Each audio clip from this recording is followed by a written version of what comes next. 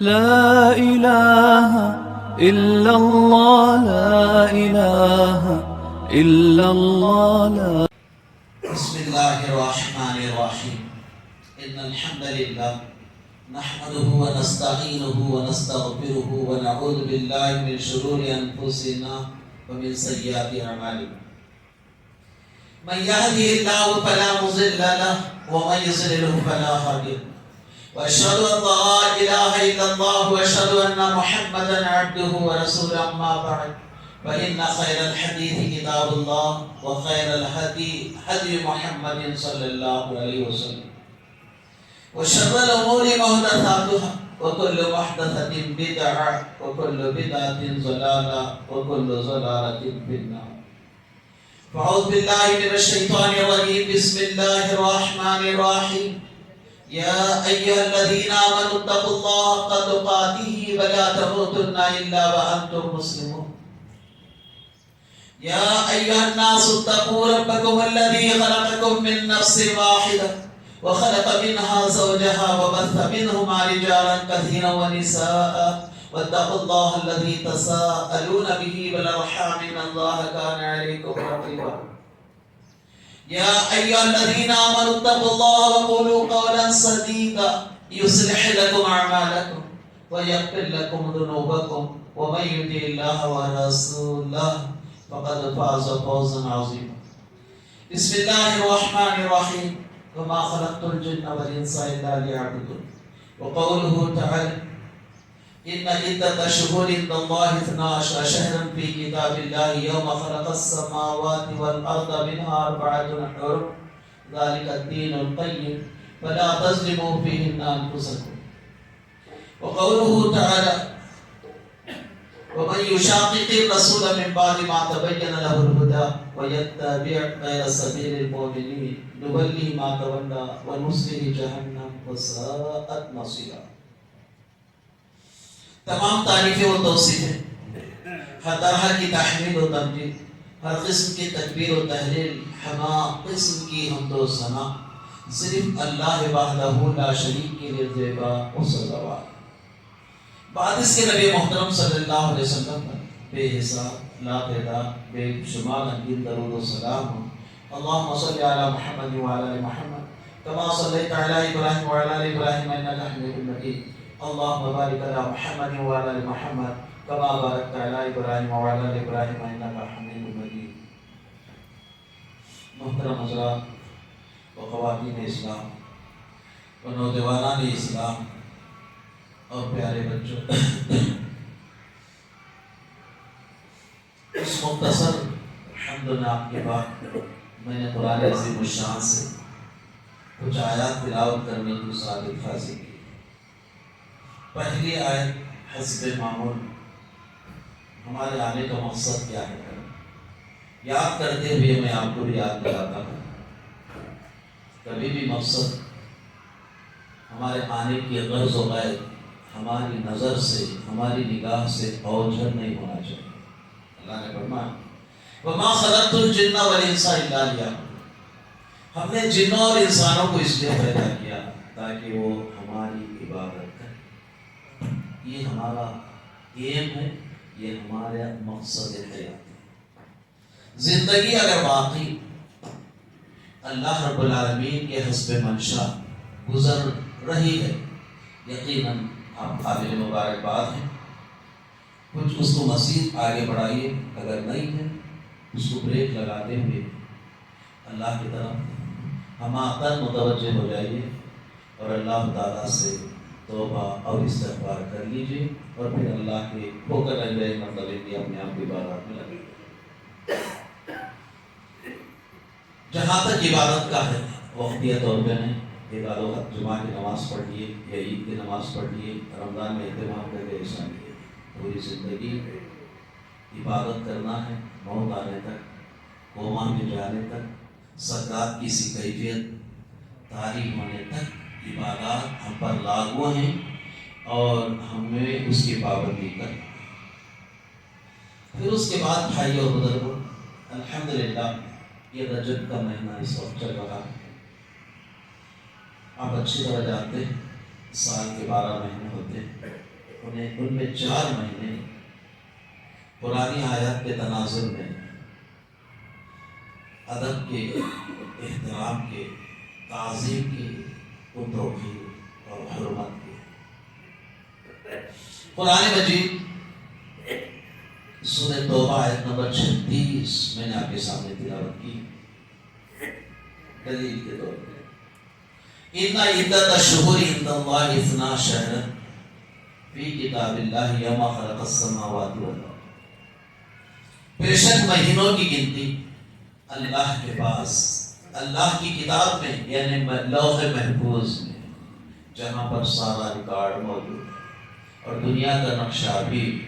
اس دنیا کے بنانے سے 50,000 سال پہلے اس کا میپ تیار کر دیا گیا تھا اور اسی لوح محفوظ میں رکھا گیا۔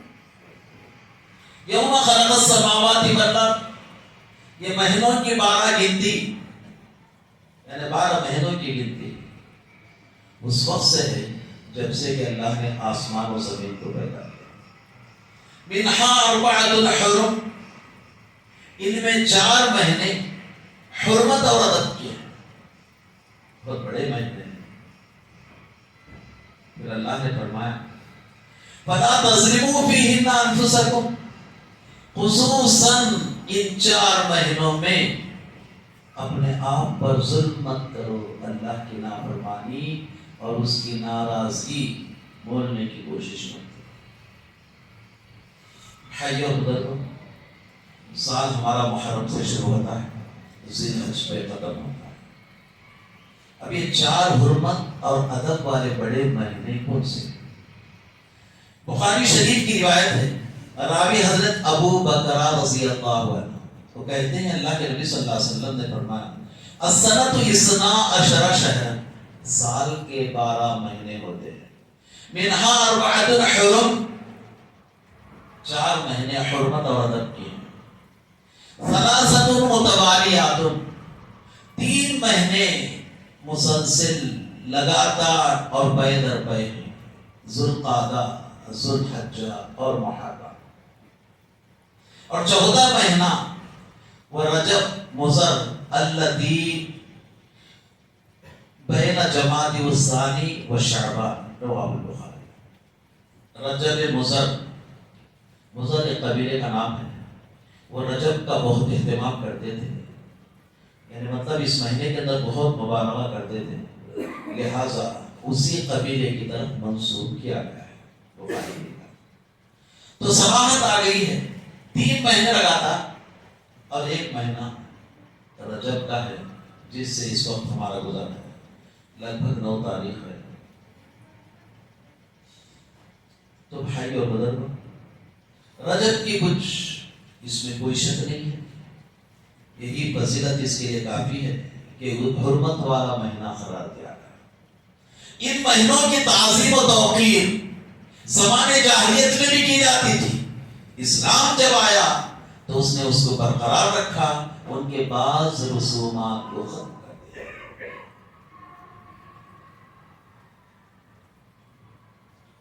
رجب کے مہینے میں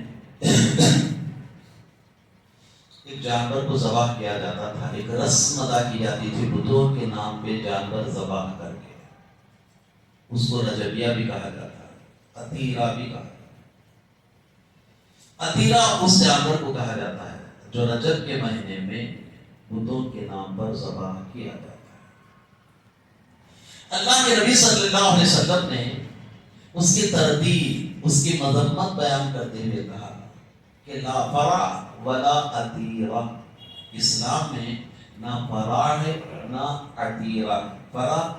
اس جانور کو بولتے ہیں، اس جانور کو بولتے ہیں جو پہلا جو ہوتا ہے، مطلب کسی گائے، بھینس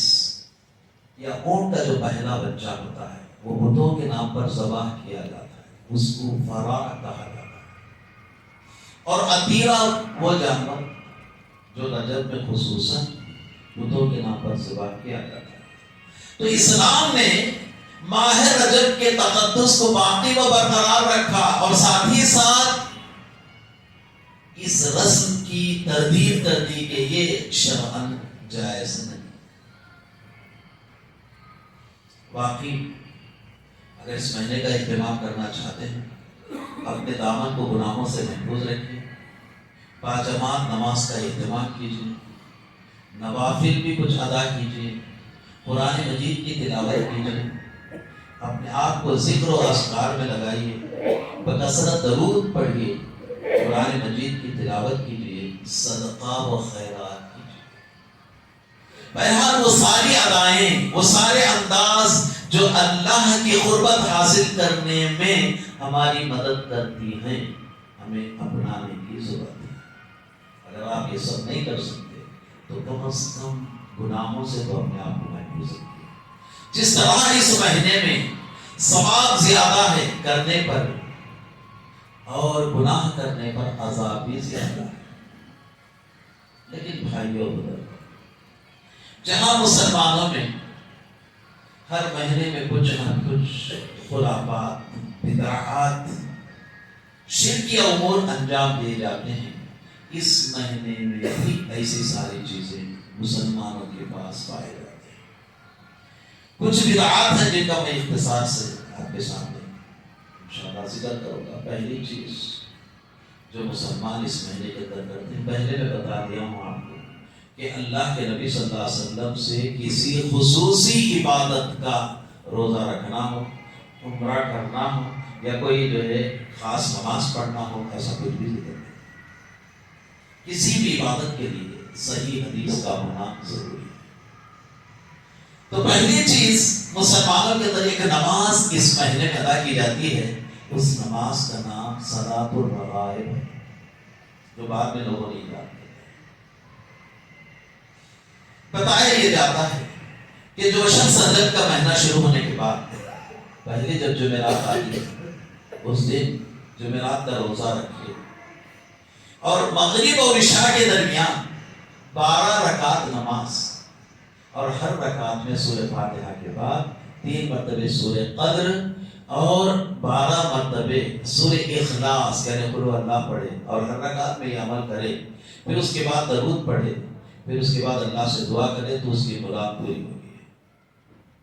علامہ ابن حجر، علامہ جوزی، ان تمام جرح کرنے والے محدثین نے اس حدیث کو موضوع قرار دیا ہے۔ اور دوسری بات یہ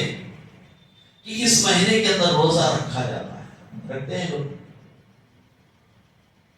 پہلے تو ایسی ہی بات سمجھ رہا تھا میں بھی، لیکن لوگوں سے جب سابقہ پڑھا تو لوگ روزہ رکھتے ہیں۔ اللہ کے نبی صلی اللہ علیہ وسلم ہر مہینے میں 3 دن روزے رکھتے تھے، یا میں 20 کی 13، 14 اور 15۔ اب تاحیات روزہ رکھتے رہے۔ تو بہرحال روزے خصوصاً بتایا جاتا ہے کہ جو شخص رجب کے مہینے میں ایک روزہ رکھے 1000 روزوں کے برابر اس کو ثواب، 2 رکھے 2000، 3 رکھے 3000، تو جو ہے اس طرح 5 رکھے 5000، 7 اگر کوئی روزے رکھ لے تو اس کے لیے دوزخ کے 7 دروازے بند کر دیے جاتے ہیں۔ اگر کوئی 8 روزے اس مہینے میں رکھ لے تو جنت کے سارے دروازے اس کے لیے کھول دیے جاتے ہیں۔ اگر کوئی 15 دن روزے رکھ لے تو ایک آواز اس کو دی جاتی ہے، محسوس کروائی جاتی ہے کہ آپ کا پچھلا سارا ریکارڈ ختم کر دیا گیا ہے، اصل نو، اب عمل کرتے جائیے اور اپنے اعمال کی اصلاح کریے۔ یہ حدیث بھی موضوع اور من گھڑت ہے محدثین کی نظر میں، یعنی مطلب کوئی عمل کرنا ہے تو اٹریکشن تو بتانا ہی ہوگا۔ اور اسی طریقے سے بھائی اور بزرگ، تیسرا کام، اللہ کے رسول سے کوئی خصوصی روزہ رکھنا ثابت نہیں۔ تیسرا، عمروں کی بڑی فضیلت بتائی جاتی ہے۔ رجب کے مہینے عمرہ کرنے کی بڑی فضیلت ہے۔ حالانکہ اللہ کے نبی صلی اللہ علیہ وسلم نے اپنی حیات طیبہ میں 4 عمرے کیے ہیں، 3 عمرے جو کہ آپ نے ذوالقعدہ کے مہینے میں کر لیے، اور ایک چوتھا جو عمرہ ہے وہ آپ نے حج کے ساتھ کر لیا ہے۔ اگر واقعی اللہ کے نبی صلی اللہ علیہ وسلم رجب میں کچھ خاص بات ہوتی تو برابر اللہ کے رسول رجب میں عمرے کرتے ہیں، مگر آپ کا کوئی عمرہ آپ کی سیرت کی کتابوں میں آپ کو نہیں ملے گا۔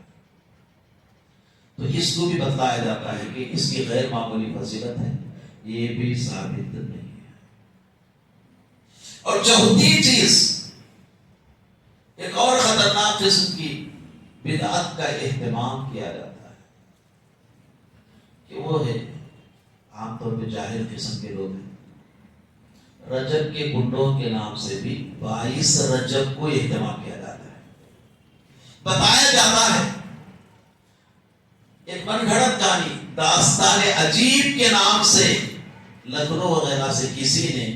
ایک کتاب چاپ پرنٹ کیا اور اس کو تقسیم کر دیا، اس کو غیر معمولی اہمیت دی۔ اس نے کہا کہ امام جعفر صادق رحمت اللہ علیہ نے یہ کہا ہے، نعوذ باللہ، کہ اگر کوئی 22 رجب کو یعنی 22 رجب کو میرے نام کا نظر و نیاز کرے گا، گنڈے کرے گا خاص اہتمام کے ساتھ، پھر اس کے بعد دعا کرے گا تو اس کی مراد پوری ہوگی۔ اگر ایسا نہ ہو تو قیامت کے دن وہ میرا دامن، میرا ہاتھ پکڑ لے۔ اس طرح کہنے کی آپ کی طرف منسوخ کیا جاتا ہے۔ یہ سارا کھیل روافض کا رچایا ہوا کھیل ہے۔ دراصل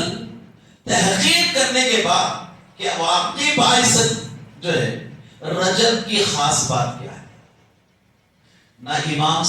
جعفر صادق رحمت اللہ علیہ کی پیدائش ہوئی، نہ آپ کی وفات ہوئی ہے، بلکہ بعد میں پتہ چلا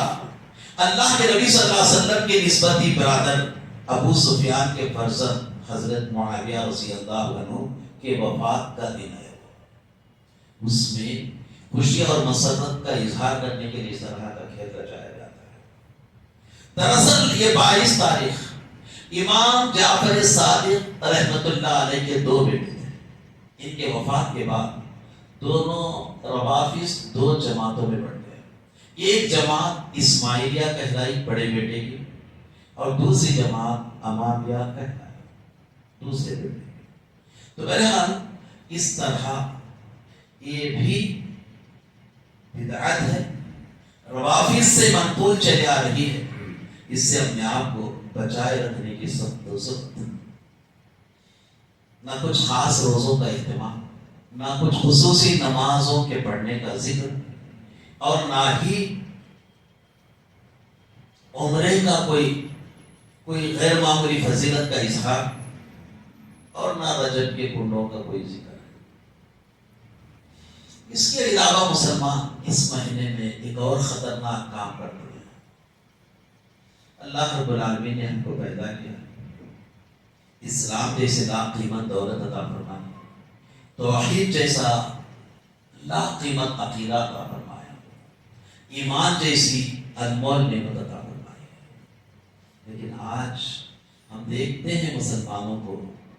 خصوصاً رجب کے مہینے میں مسلمان ایک اللہ کی طرف رجوع کرنے کے بجائے غیروں کی طرف بھی باقاعدہ جانے کا اہتمام کرتے ہیں۔ میرا اشارہ آپ سمجھ ہی گئے ہوں گے کہ جو اجمیر شریف کی طرف لوگ جاتے ہیں بڑے اہتمام کے ساتھ، کہ جو عرس تھا وہاں کا 813واں عرس ہے، نعوذ باللہ اس کے تعلق سے غیر معمولی، غیر ضروری باتیں، بےہودہ باتیں اگر کسی نے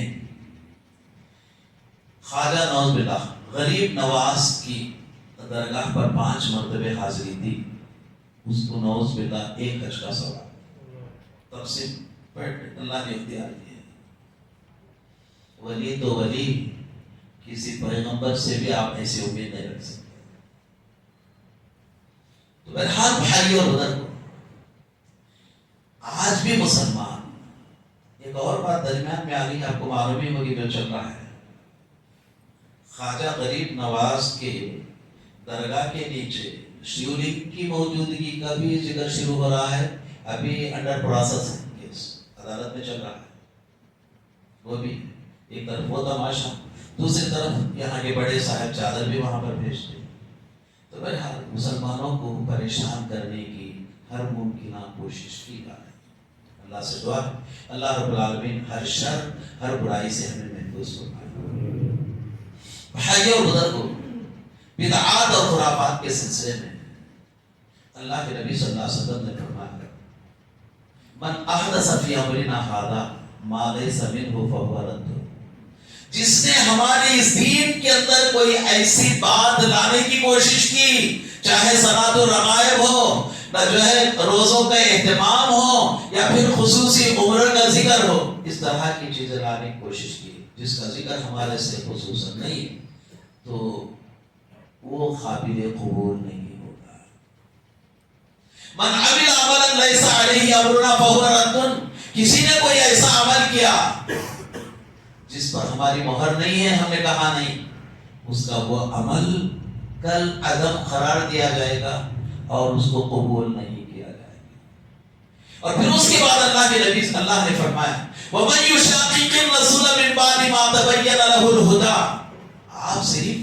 اللہ کے رسول کے اسوے کو سامنے رکھتے ہوئے زندگی گزار سکتے ہیں۔ آپ کو پیارے نبی صلی اللہ علیہ وسلم کے نقش قدم پر چلنا ہے، اللہ کے نبی صلی اللہ علیہ وسلم کے فرمان کی تعمیل آپ کو کرنا ہے۔ اللہ نے فرمایا وَمَا آتَاكُمُ الرَّسُولُ فَخُذُوهُ وَمَا نَهَاكُمْ عَنْهُ فَانْتَهُوا، جو اللہ کے رسول جو تمہیں دیں اس کو لو، جس سے منع کرے اس سے رک جاؤ۔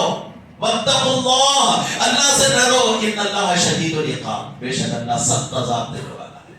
شریعت کی خلاف ورزی کریں گے، شریعت کے نام پر ایسے پکڑ لیے جاؤ گے، پھر تمہیں کوئی اللہ کے پکڑ سے بچا نہیں پائے گا۔ اور پھر اس کے بعد خلاف ورزی کے سلسلے میں وَمَن يُشَاقِقِ الرَّسُولَ مِن بَعْدِ مَا تَبَيَّنَ لَهُ الْهُدَىٰ وَيَتَّبِعْ غَيْرَ سَبِيلِ الْمُؤْمِنِينَ نُوَلِّهِ مَا تَوَلَّىٰ وَنُصْلِهِ جَهَنَّمَ وَسَاءَتْ مَصِيرًا، جو اللہ کے رسول کی مخالفت کرے اور پھر اس راستے پر چلے جو غیر سبیل المؤمنین ہے، وہ جس راستے پر وہ جانا چاہے چلے جائے، پھر وہ ہماری طرف لوٹ کر آنا ہے اور ہم اس کو دوزخ میں داخل کریں گے، اور دوزخ کیا ہی برا ٹھکانہ۔ تو بہرحال یہ دین کے خلاف میں جس صدر خاندان کو، جس ذمہ دار کو اس بات کا پابند کیا گیا ہے کہ آپ اپنے آپ کو، اپنے گھر والوں کو نار جہنم سے بچائیے، وہ سیر کرا رہا ہے یہیں سے جہنم کی اپنے اولاد کو۔ اللہ نے فرمایا یا ایھا الذین آمنوا قوا انفسکم واہلیکم نارا، اے ایمان والو تم اپنے آپ کو اور اپنے بیوی بچوں کو دوزخ کی آگ سے بچا لو، جس کا ایندھن انسان اور پتھر بننے والے ہیں۔ علیہا ملائکۃ غلاظ شداد، اور اس دوزخ پر جو فرشتے مسلط ہیں وہ انتہائی تند خو اور سخت قسم کے فرشتے ہیں۔ لا یعصون اللہ ما امرهم ویفعلون ما یؤمرون، وہ اللہ کی نافرمانی نہیں کرتے اور جس چیز کا اس کو حکم دیا جاتا ہے اس کو بجا لاتے ہیں۔ اور پھر اس کے بعد اللہ کے نبی صلی اللہ علیہ وسلم نے فرمایا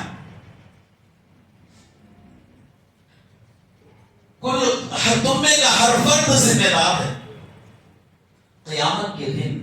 اپنی اپنی ذمہ داریوں کے تعلق سے پوچھا جائے گا۔ کلکم راعٍ وکلکم مسئول عن رعیتہ، ہم اپنے آپ چھوٹ نہیں سکتے، قیامت کے دن ہماری بڑی ذمہ داری ہے، بجائے لوگوں کو ہم صحیح راستہ بتانے کے، لوگوں کو گمراہی ضلالت کے راستے کی طرف چل رہے ہیں۔ گویا مسلمانوں کی اکثریت دین کے ایک اللہ کی طرف بلانے کے بجائے جو ہے گمراہی ضلالت کی طرف لے جا رہے ہیں۔ مسلمانی کے نام پہ آپ دین سے ہٹ جاؤ، کچھ بھی کر لو،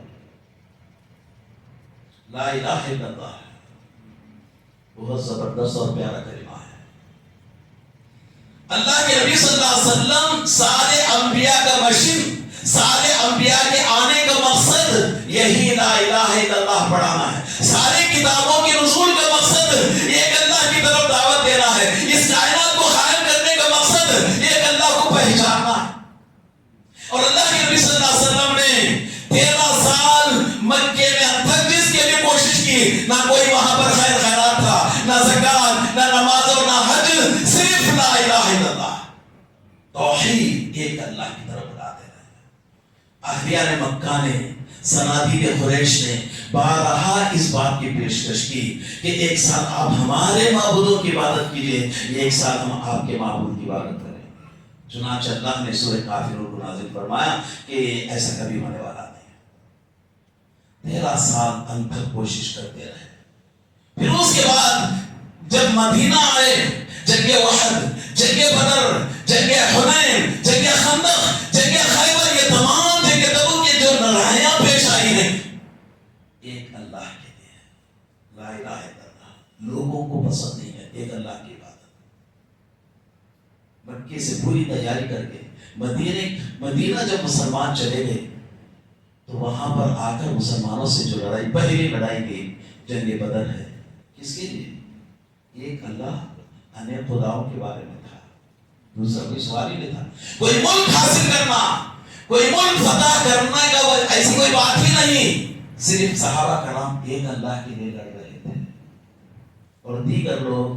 بتوں ان تمام چیزوں کے لیے لڑ رہے تھے۔ تو بہرحال بھائیو بزرگو، اللہ نے بندوں کی ہدایت کے لیے قرآن مجید کو نازل فرمایا ہے، اور اس کے اندر ایک عظیم سورت جو ساری صورتوں کی ایک صورت ہے، 10 پاروں کے برابر وہ صورت ہے، اور ہم میں سے A to Z، مطلب چھوٹے سے لے کے بڑا تک اس صورت کو یاد رکھتا ہے، اس صورت کو پڑھتا ہے۔ تو اللہ کے نبی صلی اللہ علیہ وسلم سے بارہا پوچھا گیا کہ جس اللہ کی طرف آپ دعوت دیتے ہیں وہ کیسا ہے؟ تو اللہ نے اللہ کے نبی صلی اللہ علیہ وسلم سے اپنا تعارف کرواتے ہوئے سوئم ذاتی طور پر اللہ نے وہ کون ہے اپنا تعارف کرایا ہے سورہ اخلاص میں۔ بسم اللہ الرحمن الرحیم، قل هو اللہ احد۔ اے میرے پیغمبر جو آپ سے استفسار کر رہے ہیں، آپ ان سے کہیے جس اللہ کی طرف میں دعوت دیتا ہوں آپ کو وہ اکیلا ہے، اللہ الصمد، وہ بے نیاز ہے، ہماری عبادتوں، ریاضتوں، ہماری تلاوت اور اذکار کا وہ محتاج نہیں ہے، ہم اس کے محتاج، بے نیاز، کیونکہ کائنات کا ذرہ ذرہ اس کی تعریف و توصیف بیان کرتا ہے، اور ساتوں آسمان فرشتوں سے جو ہے لبالب بھرا ہوا ہے، اور سب اللہ کی تعریف و توصیف بیان کرتے رہتے ہیں، اور کائنات کی ہر چیز اس کو یاد کرتی ہے۔ لم یلد ولم یولد، حدیث میں ہے صراحت، اگر سارے بندے نیک ہو جائیں، میرا کوئی نافرمان نہ ہو، تو میں اپنے مقام سے کچھ بلند نہیں ہوں گا، اگر سارے مجھ سے بغاوت کر جائیں، اس کی وجہ سے میں کچھ نیچے اترنے والا نہیں ہوں، یہ سب ان کے ساتھ ہے، کچھ کر لیا الحمدللہ، انا ہدیناہ السبیل اما شاکرا و اما کفورا، ہم نے انسان کے سامنے دونوں راہیں رکھ دی ہیں، راہ ہدایت، راہ ضلالت، یا تو وہ شکر گزار بنے یا کفران نعمت بنے۔ جب ہماری طرف چل کر آتا ہے تو ہم دوڑ کر اس کو تھام لیتے ہیں۔ لم یلد ولم یولد، نہ وہ کسی کی اولاد، نہ اس کی کوئی اولاد، بالکل یہ سنتان سے پاک ہے، اکیلا ہے اللہ،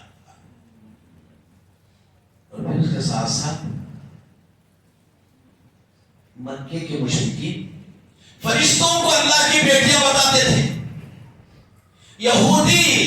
عزیر علیہ السلام کو خدا کا بیٹا بتاتے تھے، عیسائی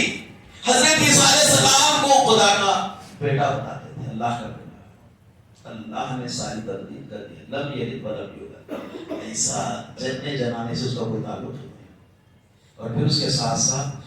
وَلَمْ يَكُنْ لَهُ كُفُوًا أَحَدٌ، اس کے برابر کا، اس کے ٹکر کا، اس کے مقابل کا، اس کے سامنا کرنے کے قابل کوئی نہیں ہے۔ کئی ڈاکٹروں کے بیچ میں مریض ہوتا ہے، سارے آلات لگے ہوئے رہتے ہیں، اور جب وقت آخر لمحے آخر آ جاتا ہے، آرام سے کر جاتا ہے، اور ڈاکٹروں کے پاس صرف آلات کام کرتے ہوئے دکھائی۔ تو میرے پیارے بھائی اور بزرگوں، اللہ رب العالمین کی طاقت بہت زبردست ہے۔ بولنے کا مطلب یہ ہے، اس مہینے یہ مہینہ حرمت والا مہینہ ہے، ادب والا مہینہ ہے۔ وہ عبادت، وہ بندے جو اللہ سے قربت حاصل کرنا چاہتے ہیں، اس کے اندر آگے بڑھیں اور اللہ کی عبادت کریں، اور اجر و ثواب زیادہ سے زیادہ حاصل کریں۔ بدعات سے، خرافات سے، غیر معمولی ثواب کے اعلان سے خوش ہو کر آگے بڑھنے کی کوشش نہ کریں۔ ایسی کوئی خاص نماز کے تعلق سے ہو، روزے کے تعلق سے ہو، جو ہے عمرے کے تعلق سے ہو، ایسی کوئی خاص بات اس کے اندر موجود نہیں ہے۔ یہ سارے کام جو کیے جاتے ہیں دین کے نام پر، یہ بدعات خرافات ہیں۔ قیامت کے دن یہ ان کے لیے وبال جان بننے والے ہیں۔ الحمدللہ اللہ نے ہم کو توحید جیسا عقیدہ عطا فرمایا ہے۔ جب تک اس عقیدے کے ساتھ رہیں گے دنیا کی کوئی طاقت آپ کو زیر نہیں کر سکتی ہے۔ توحید کی امانت سینوں میں ہے ہمارے، آسان نہیں مٹانا نام و نشان ہمارا۔ جب کہ جو ہے واقعی یہ درگاہوں، یہ آستانوں، یہ مزاروں کی کوئی اہمیت ہوتی تو اللہ 1,24,000 پیغمبروں کی خبریں کہاں ہیں؟ کوئی امتی کسی پیغمبر کے مقام تک نہیں پہنچ سکتا ہے۔ تو پھر قیامت کی اللہ کے نبی صلی اللہ علیہ وسلم نے بی بی فاطمہ سے یہ کیوں کہا تھا، اے میری لگتے جگر، دھڑکنے دل، کوشے جگر، کچھ بھی مال سے میرے مانگنا ہے مانگ لے، میں آخرت میں تیرے کام آنے والا نہیں۔ اور حضرت ابراہیم علیہ السلام قیامت کے دن اپنے باپ سے یہ کیوں کہیں گے، ابا آپ نے میری بات مانگنے میں کافی دیر کر دیا، کچھ بھی نہیں ہوگا۔ ابو طالب جو دوزخ کے حوالے ہوئے، آخری سانس تک بچانے کے اللہ کے رسول کوشش کرتے رہے، جب انہوں نے کلمہ نہیں پڑھا تو وہ بھی اللہ کے رسول کے ہاتھ سے نکل گئے۔ اور حضرت نوح علیہ السلام 950 سال تبلیغ، آنکھوں کے سامنے ان کا بچہ پانی میں ڈوب گیا۔ قیامت کے دن ان کی بیوی اور ان کا بچہ دوزخ میں رہیں گے۔ لوط علیہ السلام کی بیوی اور نوح علیہ السلام کی بیوی، سورہ تحریم 12:28 میں دیکھ لیجئے۔ قیامت کے دن ان سے کہا جائے گا وَقِيلَ ادْخُلُوا النَّارَ مَعَ الدَّاخِلِينَ، جو لوگ دوزخ میں جا رہے ہیں وہی رہے میں رہو۔ تو بہرحال بھائیوں بزرگوں، یہاں پیغمبروں کا ہی بہت مشکل سے معاملہ ہے، نازک ہے۔ کہاں کی ولی ہے؟ کیا قبریں اتنی بلند؟ کیا یہ آستانے یا مقبرے ایسے بنائے جا سکتے ہیں؟ یہ سارے گمراہی کے گڑھ ہیں مسلمانوں سے۔ بس یہ اس لیے کہ تربیت تو کرنا ہے، آپ کی محبت میں ہی آپ کو صحیح راستہ بتانے کے لیے۔ اللہ کے نبی صلی اللہ علیہ وسلم کی ایک حدیث بولتے ہوئے بات کو ختم کرتا ہوں، من رأى منكم منكرا فليغيره بيده فإن لم يستطع فبلسانه وإن لم يستطع فبقلبه وذلك أضعف من الإيمان۔ اگر تو کوئی غلط کام دیکھے، اگر تمہارا ایمان پاورفل ہے وہ ہاتھ سے روکو، اگر نہیں ہے منہ سے بولو، سیکنڈ درجہ۔ اگر نہیں ہے یہ بھی طاقت نہیں ہے، نہ تم ہاتھ پکڑ سکتے ہو غلطی سے اور نہ ہی زبان سے اس کو بول سکتے ہو، تو کم از کم اپنے دل میں تو اس کو برا سمجھو۔ یہ ایمان کا آخری درجہ ہے۔ کوئی برائی کو اگر ہمارا دل برا بھی نہیں سمجھ رہا ہے تو سمجھ لو رائی کے دانے کے برابر بھی ایمان ہے۔ اللہ کے نبی صلی اللہ علیہ وسلم نے فرمایا، یہ بات اس لیے بول رہا ہوں کہ آخر میں اللہ کے نبی صلی اللہ علیہ وسلم نے حلفیہ کہا، قسمیہ طور پر، قسم ہے اس ذات کی جس کے ہاتھ میں میری جان ہے، تم برابر بھلائی کا حکم دیتے رہو اور برائیوں سے روکتے رہو، اس سے پہلے کہ اللہ کا عتاب، اس کا غضب اور اس کا قہر ٹوٹ پڑے اور تم ہاتھیں اٹھا کر دعائیں کرنے لگ جاؤ اور تمہاری دعا رد کی جائے، قبول نہ کی جائے۔ تو بہرحال بھائیو بزرگو، اسی کی بنیاد پر آپ کے سامنے کچھ حقائق پیش کرنے کی کوشش کرتا ہوں۔ یہ سارے اللہ سے ہٹ کر جو گھر آستان غیر بنت بنے ہیں، یہ پورے گمراہی کے گڑھ ہیں۔ مسلمانوں کو اس سے بچنا چاہیے۔ اللہ سے دعا ہے اللہ رب العالمین جو کچھ کہا اور سنا گیا ہے اس پر عمل کرنے کی توفیق عطا فرمائے، آخری سانس تک ایمان پر قائم رکھ فرمائے، اور دنیا سے نکلنے سے پہلے آخری قول کی شکل میں ہم تمام کی زبان سے لا الہ الا اللہ پڑھنا نصیب فرمائے، دنیا آخرت کی فتنوں سے ہماری حفاظت فرمائے، آئے دن کے ہمارے خلاف میں جو سازشیں اور منصوبے بنائی جا رہے ہیں تمام کو اللہ تباہ برباد کر دے۔ اللہ ہمارے جان و مال کی حفاظت فرما، ہماری عزت اور آبرو کی حفاظت فرما، جہاں کہیں مسلمان پریشان ہیں ان کی پریشانی کو دوری عطا فرما۔ اللہ ہمیں جو بیمار ہیں اور بیماری کے سلسلے میں مایوس علاج ہیں انہیں شفا عاجلہ صحت کاملہ کو نصیب فرما۔ اللہ جو لوگ جل بسے ان کی بے پناہ مغفرت فرما، کروٹ کروٹ جنت نصیب فرما، اپنی جوار رحمت میں جگہ نصیب فرما۔ اے اللہ حلال طریقے سے کما کر حرام طریقے سے بچنے کی نیک توفیق عطا فرما، اور حلال طریقے سے جو بھی حاصل ہوتا ہے اس کے اندر بے پناہ خیر و برکت عطا فرما۔ تیرے لیے جینے اور تیرے لیے مرنے کا جذبہ ہمارے اندر پیدا فرما، ہماری بیوی بچوں کو ہماری آنکھوں کی ٹھنڈک بنا دے۔ اللہ جہاں مسلمان پریشان ہیں ان کی پریشانی کو دوری عطا فرما، فلسطینی بھائیوں کی مدد فرما، اسرائیل اور اس کے حواریوں کو تباہ و برباد فرما۔ سبحان ربک رب العزت عما یصفون وسلام علی المرسلین والحمد للہ رب العالمین۔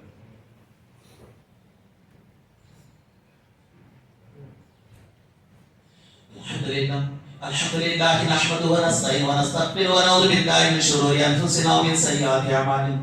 من يهدي الله فلا مضل له ومن يضلل فلا هادي له واشهد ان لا اله الا الله واشهد ان محمدا عبده ورسوله اما بعد فاعوذ بالله من الشيطان الرجيم بسم الله الرحمن الرحيم ان الله وملائكته يصلون على النبي يا ايها الذين امنوا صلوا عليه وسلموا تسليما اللهم صل على محمد وعلى ال محمد كما صليت على ابراهيم وعلى ال ابراهيم انك حميد مجيد اللهم بارك على محمد وعلى ال محمد كما باركت على ابراهيم وعلى ال ابراهيم انك حميد مجيد اللہ کے نبی صلی اللہ علیہ وسلم سے حضرت ابو ہریرہ رضی اللہ عنہ نے کہا اللہ کے نبی صلی اللہ علیہ وسلم قیامت کے دن آپ کی شفاعت کا حقدار کون ہے؟ آخر قیامت کے دن کس کے لیے آپ ریکمینڈ کریں گے؟ اللہ کے نبی صلی اللہ علیہ وسلم نے ان کے اس سوال کی تعریف کی، کہا ابو ہریرہ اس انداز کا سوال تم ہی کر سکتے ہو، میری امید کے حساب سے تم ہی۔ قیامت کے دن میری شفاعت ہر اس شخص کے لیے فائدہ پہنچائے گی جو لا الہ الا اللہ کہتے ہوئے مطلب توحید کا عقیدہ رکھ کر دنیا سے رخصت ہوتا ہے۔ یاد رکھیے اللہ ہم سب کو توحید پر قائم دائم فرمائے۔ عباد اللہ رحمکم اللہ ان اللہ یامرکم بالعدل والاحسان وایتاء ذی القربى وینہی عن الفحشاء والمنکر والبغی یعظکم لعلکم تذکرون واذکروا اللہ یذکرکم ویستغفر لکم ولذکر اللہ تعالی وهو